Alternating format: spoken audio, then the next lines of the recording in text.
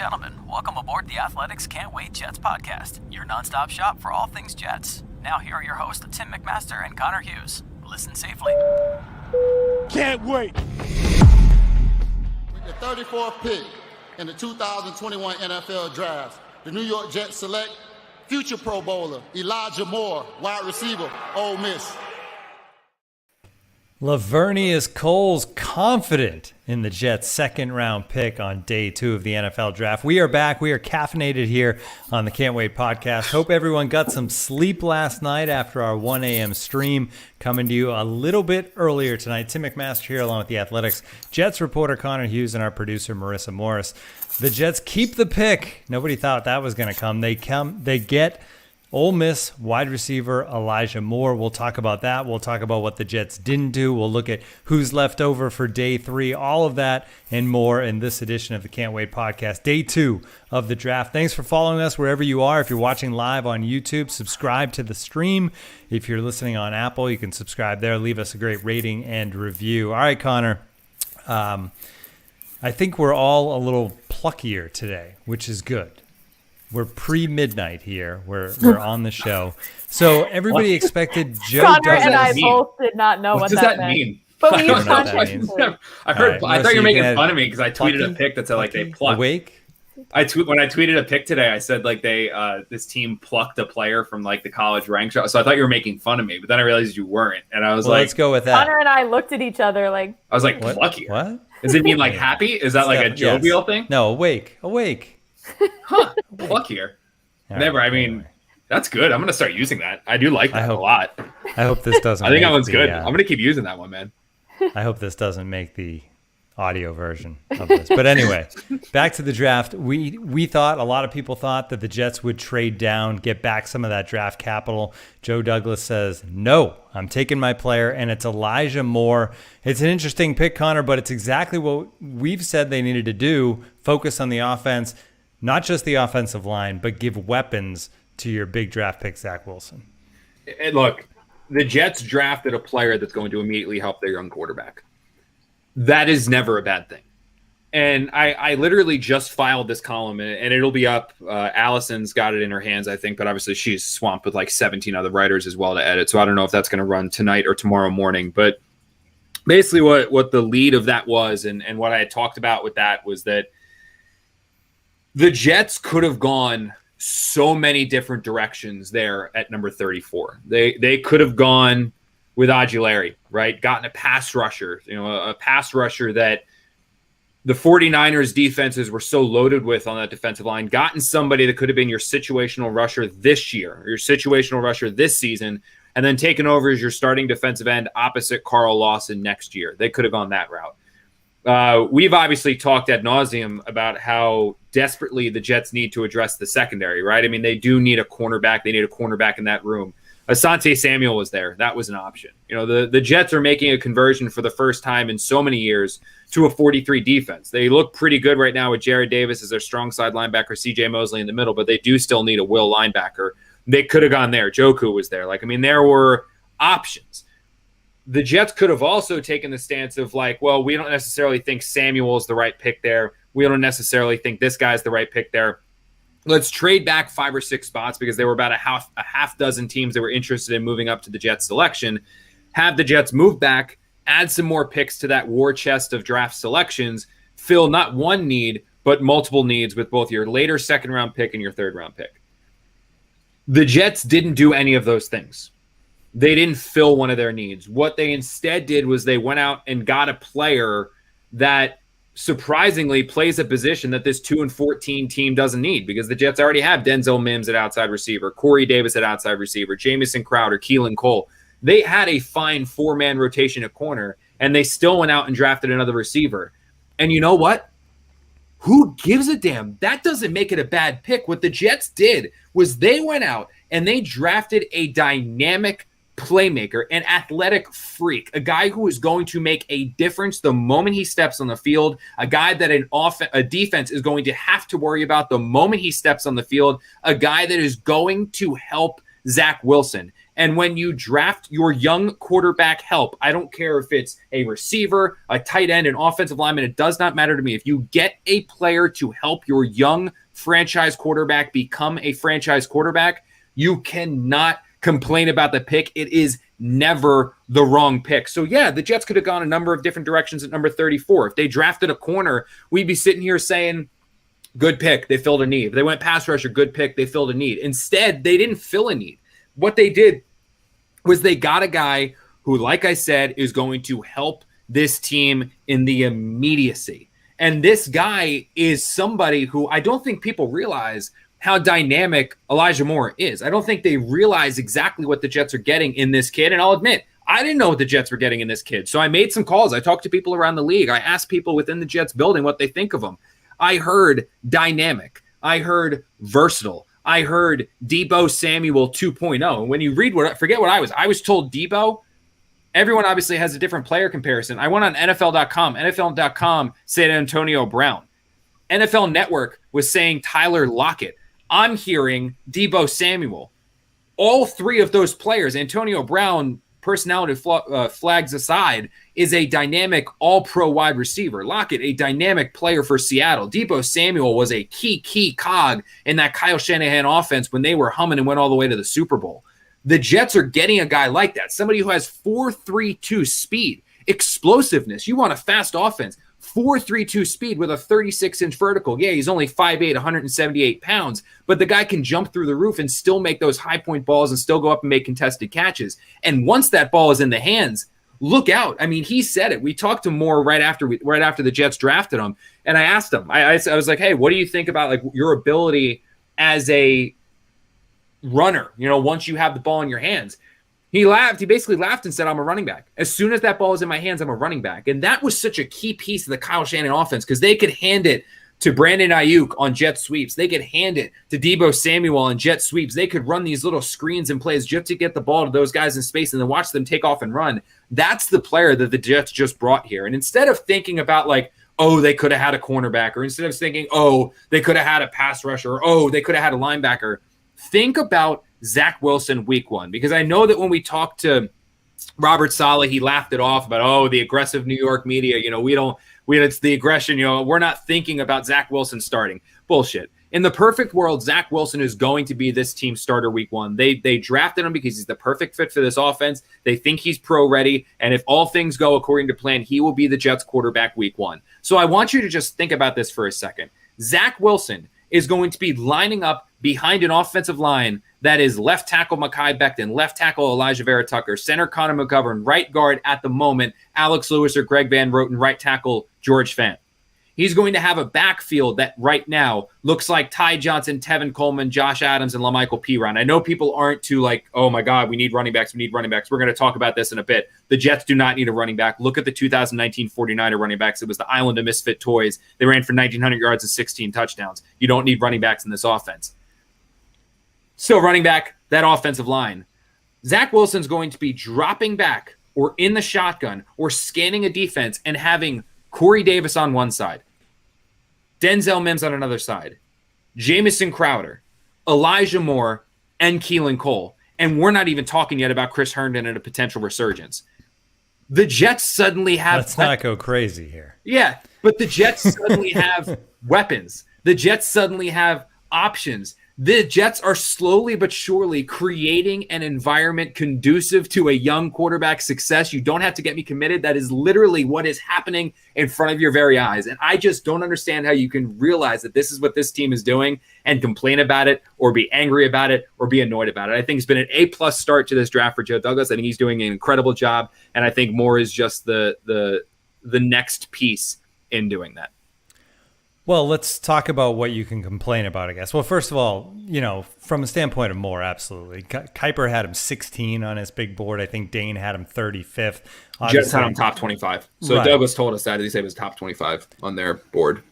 But you said it, not a need. They have Crowder. We'll see if they still have Crowder. You think he'll still be there for this year, and then a year from now Moore is that slot guy. But if they trade back, right? If they move back 5 slots, if that's available and they do it, Moore's not there, right? Moore's going to get snatched up by one of these other teams. But one of those other guys we talked about is there because they were there. I mean, when you look at how the draft played out and how far back Ojulari dropped and how far back these guys, they would have had a chance to fill a need in this slot and add more draft capital. I think it's fair to make that point and to argue that, okay, they added depth at receiver and an electric guy, but they could have filled the need and added picks. I'm not saying it was a bad pick. I'm just saying that there's definitely another route that could have been taken that could have ended up with more players and filling a need. And you mentioned all those guys, Ojulari, Samuel, Landon Dickerson. Yeah, and I did this. I talked about it on a video before the draft, is that I thought Joe was going to trade back. I really thought. I thought it was going to be Ojulari, the pass rusher, Jenkins, an offensive lineman, or trade back. I didn't necessarily consider Elijah Moore, but I also didn't realize how highly the Jets had him ranked. When the Jets are talking about a guy that they saw as a top 25 talent, and then you saw Ojulari fell all the way to the Giants pretty later on, so it's clear that there were some issues there. How about the Giants trading back twice? Yeah, I didn't follow that too. I know they did it, but I didn't follow. Aside from Ojulari, I didn't follow who they. Oh, and they traded up for a corner, right? But Ojulari following kind of shows that, like, he would have been there if the Jets traded back, definitely. I made this point on the, I think I tweeted it, and I might have said it in the video that was published out there on Instagram, but I would have gone Tevin Jenkins. Like that would have been my pick if I was the general manager. I just would have continued to build that wall because, in my opinion, you get a top offensive line, suddenly it doesn't matter who you got at receiver or running back. I mean, quarterback always matters, but receiver, running back doesn't matter if you have a top-tier line. And Jenkins was a player that I viewed as an immediate day-one starter at right guard, and you would have had Fant right tackle, Becton left tackle, Vera Tucker left guard, Jenkins right guard, and then Connor McGovern at the center position. I would have gone that route. But again, Tim, honestly, like the more that I heard about this kid, once we talked to this kid and you got to know his personality, you see, I mean, he's basically Robert Saleh in a player as far as his personality is concerned. And you see that he plays a role on offense that the Jets don't have. That 49, like I said, that 49er scheme was so important and predicated from their receivers on yak and getting the catch and running, getting the ball and running. Corey Davis isn't really a yak guy. Denzel Mims isn't really a yak guy. Jamison Crowder kind of is, but he's more of like a slot receiver that's going to catch, get a couple yards. He's still not really yak guy. Elijah Moore is yak. He is a guy that is he can place him outside, like I said. He can get contested balls, yes. He can stretch the field, yes. But he is best when you just give him the ball, get him in a little bit of space, and let him become a running back and let him become a force and a menace after he makes the reception. And the Jets didn't have that on offense. And what they saw was a first-round pick. They saw a top 20 pick, top 25 pick. They saw it there with the 34th selection. And trading back, made sense. And I think going some other directions would have filled some other needs. Yes, but what I think people do need to realize is that Joe Douglas is not ignorant. Joe Douglas is not dumb. Joe Douglas is not just out here, throwing stuff against the wall and seeing what sticks. He realizes he could have gotten more picks by trading back. He realizes that a pass rusher or corner could have filled a need. He realized that he could have drafted another offensive lineman that could start on this team for 10 years. He realizes all of those things and realizes how all of those things would have benefited the Jets in the long run. And he still decided to stay at number 34 and pick Elijah Moore. And I think what that tells you is just how much this team valued and how highly this team thought of Elijah Moore. And you kind of saw it a little bit when the Jets have been tweeting out their war room videos of right after they select the player. I mean, Robert Saleh was basically ready to jump through the roof when he realized that the Jets were getting this kid. So, look, I mean, were there other directions they could have gone? Yes. Were there other directions that probably would have made the Jets a more well-rounded team? Yes. But the Jets also valued this kid clearly significantly more than I think people realize. And I think it's going to take until week 1 training camp regular season for us to realize why, because this isn't like when the Jets traded back and Denzel Mims still happened to be there. This isn't like when somebody just happened to fall to them, so they took him. They saw this kid. They couldn't believe this kid was there, and they were elated to get him. And now it's just a matter of waiting to see why. But if you're going to, like I said, I can't rip the pick. Were there other directions I would have gone? Yeah, I would have gone Tevin Jenkins. Tim, you probably would have gone defense or traded back. Marissa would have done something different. All of us have different ideas on how the best way to use that pick or trade back and get more picks. But when you get a player that is going to immediately help your franchise quarterback, I will say nothing negative about it. While there's other things you can do, other things you want to do, other things you don't want to do, to me, that doesn't matter. You got a player that's going to help your young quarterback get ready and go. And honestly, this team right now has more talent, better coaching, and a better offensive line than any team that Sam Darnold played for during his time with the Jets. I mean, it is absolutely remarkable what this team is starting to do. And there's a long way to go. The draft picks obviously still need to play out, and these draft picks still need to hit, and these draft picks still need to be the right picks. But there is no denying that there is more potential and more talent on this team right now with Zach Wilson as a rookie than at any point in Sam Darnold's career. All right, we have a lot more to get to. We're going to talk about other people's opinions of this draft, and we're going to talk about what's going on tomorrow with day 3. But first, a break, Marissa. Well, what could everyone go for right now at 12:08 p.m.? I think more beer. No, Connor. I think a bowl of Magic Spoon. We're all trying to eat better, but a healthy breakfast doesn't have to be boring or a late night snack. Magic Spoon has the amazing flavors you love, but without all the bad stuff. 0 grams of sugar, 13 to 14 grams of protein, and only 4 net grams of carbs in each serving. And it's only 140 calories per serving. It's keto-friendly, gluten-free, grain-free, soy-free, low-carb, and GMO-free. And we have some exciting news. Magic Spoon has released its super delicious new flavor, Birthday Cake. Birthday Cake Magic Spoon will be available in a special 5-pack for a limited time only, so get it while you can. Or you can build your own box. Available flavors include cocoa, fruity, frosted, peanut butter, and cinnamon. And if you're listening from Canada, Magic Spoon now ships there as well. So go to magicspoon.com/wait to grab a new limited edition birthday cake or a custom bundle of cereal to try it today. And be sure to use our promo code WAIT at checkout to save $5 off your order. This offer is now good anywhere in the US or Canada, but only when you use our code at checkout. The Magic Spoon is so confident in their product, it's backed with a 100% happiness guarantee. So if you don't like it for any reason, they'll refund your money. No questions asked. Remember, get your next delicious bowl of guilt-free cereal at magicspoon.com/wait and use the code WAIT to save $5 off. We thank Magic Spoon for sponsoring this episode. Tim, did you see my text yet? You see this comment that came in? I just texted you. I was like, I can't, yes, I'm not logged in, so I can't pin these things. Somebody commented Marissa would have drafted someone from the University of Maryland. I was like, A+. That's possible tomorrow. And guess what? It's a perfect transition because he's a running back. So who is it? Jake Funk. That's our one of our. What a name! That's a good name. Exactly. I draft him. Exactly. On my all-name team. And you touched on that earlier, but hey, he might be a possibility in the 6th or 7th round tomorrow. So keep an eye. Terrence Begley, by the way, with that comment, who is a regular in the chat. So shout out to him. Marissa, is that thing I sent you ready? Or no? Oh, yes. All right. I just want to state for the record that this definition is totally fine for my use of the word at the beginning of the show. Granted, I added ER to the end. I'm not sure pluckier is proper, but I think plucky fits. We're feisty, we're spunky, we're spirited here on Can't Wait. So there you go. For everybody that laughed at me at the beginning of the show.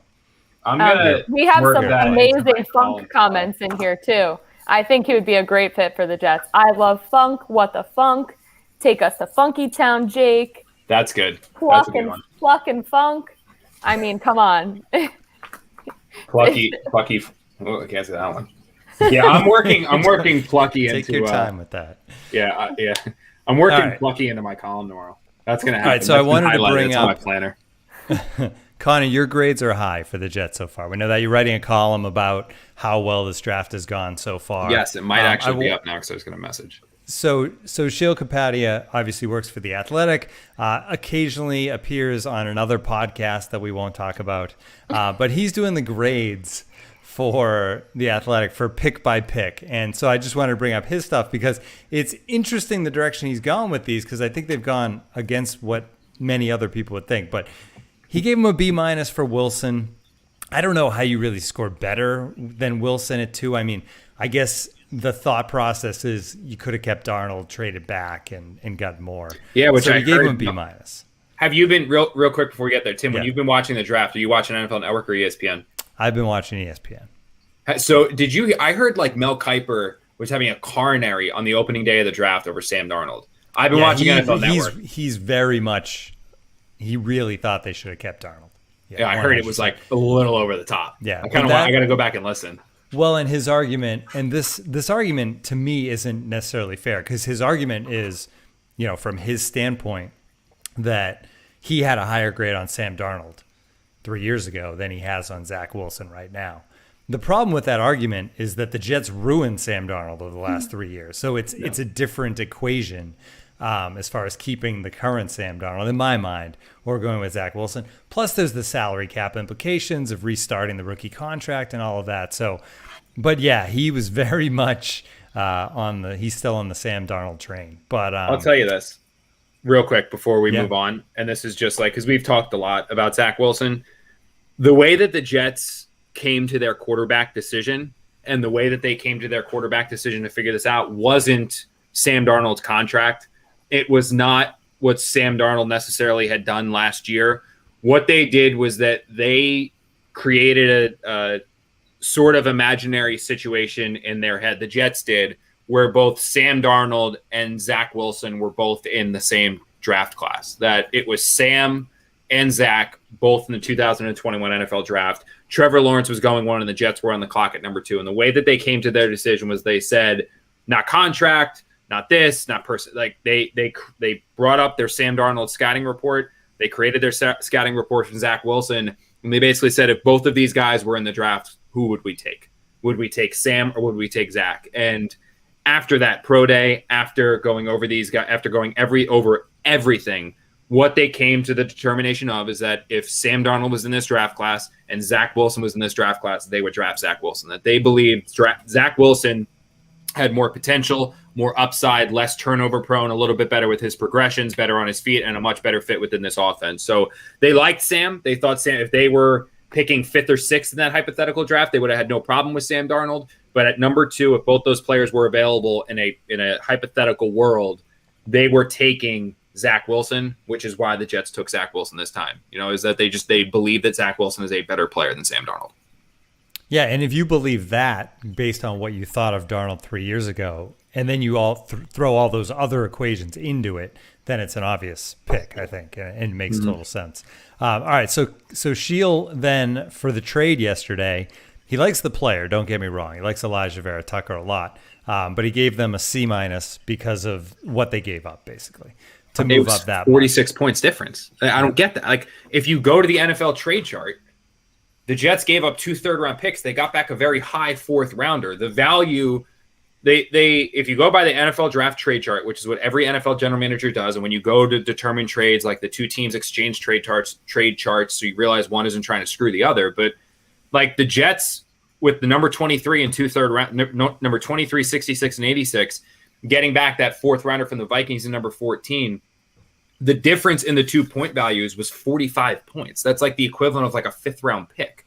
Like that's the Jets overpaid by a 5th rounder to go get a guy that they saw as a top 10 talent that happened to fall to 14. A guy that's going to start. Like I don't get how you say, but again, like it seems like a lot. Don't get me wrong, because when I first saw it, I was like, my immediate reaction, and I think it's actually in the story that I originally wrote on Elijah Vera Tucker, that like immediate story was, wow, that's a lot. But when I actually went back, it was like at 2 a.m, 3 a.m. last night when Marissa and I were both like hyped up on caffeine, and like we ended this podcast. I was like, I'm definitely not going to bed anytime soon because I'm like seeing stars right now, like between exhaustion and caffeine. But I was like, actually, I did a video for like the morning.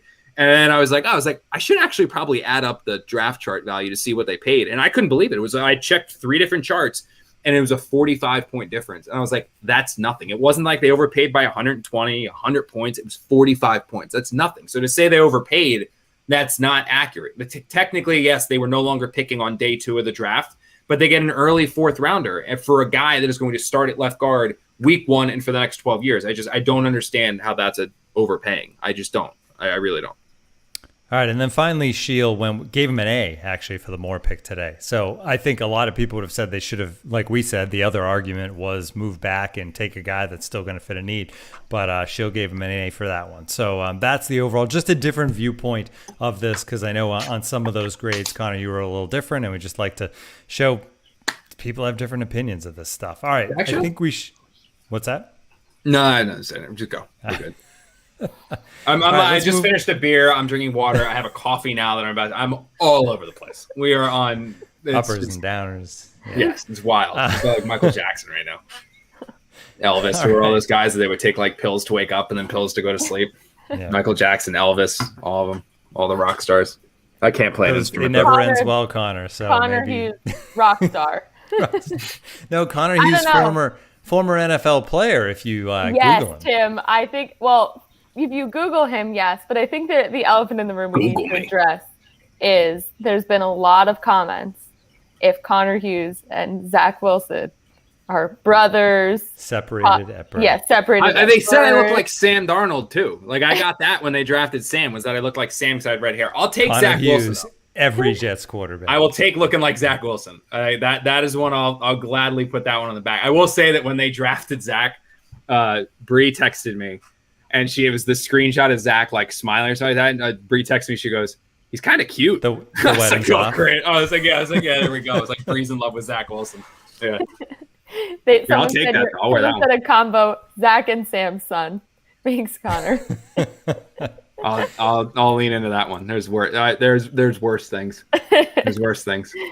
All right, let's take a look. I could look like Brent Qualley. That would be a bad one. That'd be one I wouldn't shoulder well. All right, are we ready? All right, day 3. All the needs that we talked about are still needs. The one thing that was interesting in the final 10 picks of the compensatory round in round 3, there was a whole bunch of cornerbacks available. And it was like I had a list that I was kind of using to get ready for the podcast, and Elijah Molden was on there. Another Elijah. We just keep adding Elijahs to the roster. Syracuse grad here, Efiatu Melifonwu. I think I said that right. Mm-hmm. He was on there. There was a whole bunch of defensive backs, and it was just a run on them late in that round. And they're basically all gone now. But when you look at who's left, the Funk is there if they want to go running back. Another running back is actually the highest, one of the highest guys left on Dane's big board is Kenneth Gainwell. Yes, another running back. Yeah, so he's there. And then when you look offensive line, I mean, a lot of people say, right, you can't go wrong with Alabama. Obviously, so many Bama players have already gone, but Deontay Brown, the guard from Alabama, is there. James Hudson. So the needs are there. Ronnie Perkins was still there for a while, but he went late to the Patriots. Yeah. That would have been a good edge guy to get. So when you look at who is left, what direction do you think the Jets go with? Because like we talked about it yesterday, they're picking second tomorrow. So one of these guys is going to be available that we're mentioning. Yeah, I know. Like, I would actually, now that you're on day 3 of the draft, and a lot of people I saw blowing up about the Jets at number 23, potentially taking the running back from Clemson, maybe Najee Harris. I know within the second round was starting there at number 34. People were referencing that the Jets should draft the running back from North Carolina. I don't think people realize that this offense doesn't need that. That's not what this offense needs. This offense needs a skill set at running back. And if you have that skill set at running back, you will be incredibly successful. And what I would compare it to and what I would point it to is what San Francisco did in 2019. That team ran to the playoffs. Yeah, they had Jimmy Garoppolo, had a good year. Yes, the defense was dynamic, but that offense was led by their running game and their 3-headed rushing attack of Matt Breida, Tevin Coleman, and Raheem Mostert. Those 3 running backs, if I'm not mistaken, combined for 1,900 yards and 16 touchdowns. That's what those 3 guys combined for.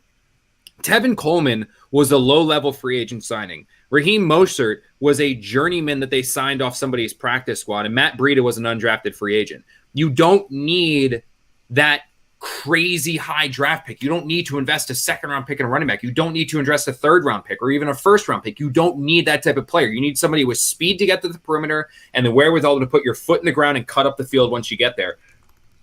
The Jets have that in Ty Johnson. They have that in Josh Adams. They have that in Tevin Coleman. They don't really have that in LaMichael P. Ryan, but I'm curious if this offense is going to be able to have him develop those running traits because you can see that happening.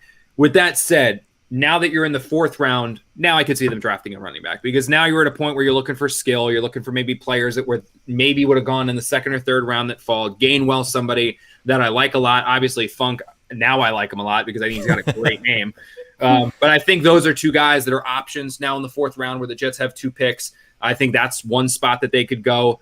The one place that I would probably shy away from is offensive line. I'm just not a huge fan of the offensive linemen in the 4th round. I kind of like what the Jets have right now with their grouping.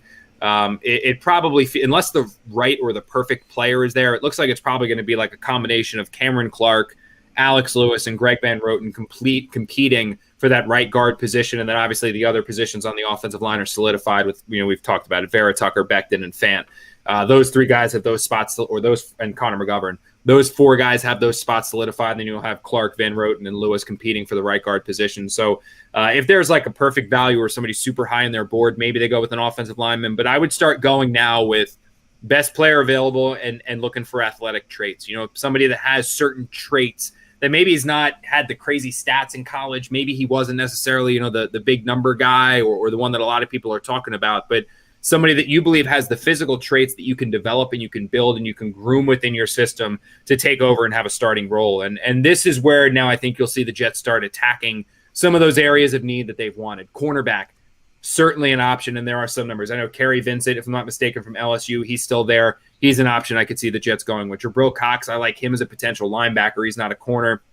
There are pass rushers out there, and there are always pass rushers with certain physical traits that'll make you say, like, wow, this guy can develop, or wow, this guy can be groomed and built into a situational edge rush or something like that. Just somebody who has speed around the outside, maybe low-level school guys. So Joe Douglas said, I think his quote was that there's damage to be done on the second day. I think that's absolutely what he's going to be looking to do. It wouldn't surprise me to see him move back from one of those 4th and add a couple 5th rounders, maybe package 5th rounders together to go back up into the 4th round, something like that. But I do like that. If there's one player that I would say I think the Jets should absolutely, without a doubt, no doubt, come away with, it's Michigan fullback, tight end, H-back Ben Mason. I think he's somebody that could be like Vucevic was for the 49ers. I think he could be that player, or Juszczyk, I'm sorry. Juszczyk.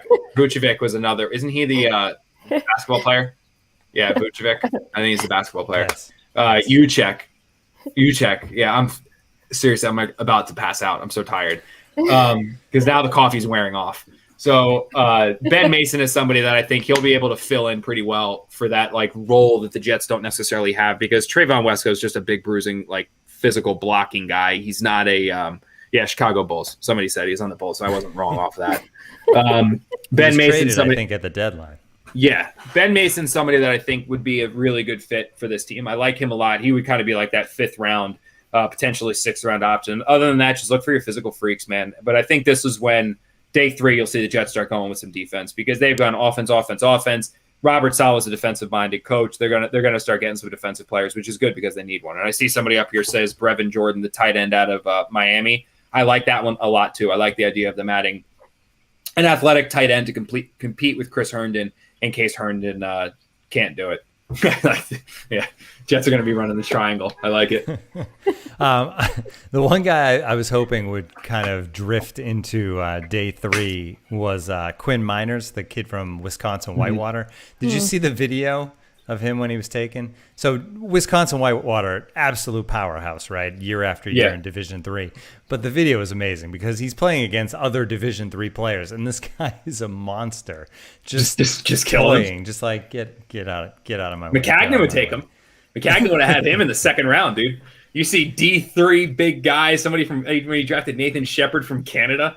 I remember that one. The Jets need offensive players. They have the one thing the Jets had was a defensive line. And all of a sudden I see the pick come across Nathan Shepard. I'm like, who the hell is Nathan Shepard? And I Google him. And I'm like, he's 27 already. He's from Canada. I was like, what are we doing? And I was like, whatever. Maybe he knows more than I do. Nope. They're narrating on that one. No, he did not. He did not know more than I did. Oh, God. Well, the scouting tape of Miners, too, that he sent out was like him standing on the side of a mountain, like with a rubber hammer slamming into worked like with rocks. Our guy. Yeah. Duke. Didn't he work with Manyweather? He works with I Duke. believe. Duke was, I believe. Yeah. Because they didn't have a season this past year because of COVID. Yeah, right. So he helped them put it together. Yeah, Duke's. We'll have to bring Duke in because I got to find out. I think Duke might work with Vera Tucker. I'm not sure. But I also asked Vera Tucker when we talked to him if he knew Becton, and he said no, which I would have assumed they would have started working together. But I thought Duke had tweeted something or made some comment about how he was working with Vera Tucker at some point. So we'll have to have him back on and chat with him. So 4th round, best player available, not a project quarterback, right? Do you think JD has learned from last season? Yeah, it's funny. Like, people rip on that, and I agree that it was not the right time to draft a quarterback. Like, you make that pick when you have your franchise quarterback settled, your offensive, like when you're the Patriots or when you're the 49ers or when you are any of these other teams, the Kansas City Chiefs. That's the team that can afford to draft the project quarterback in the 4th round. But like, the Jets thinking with James Morgan wasn't just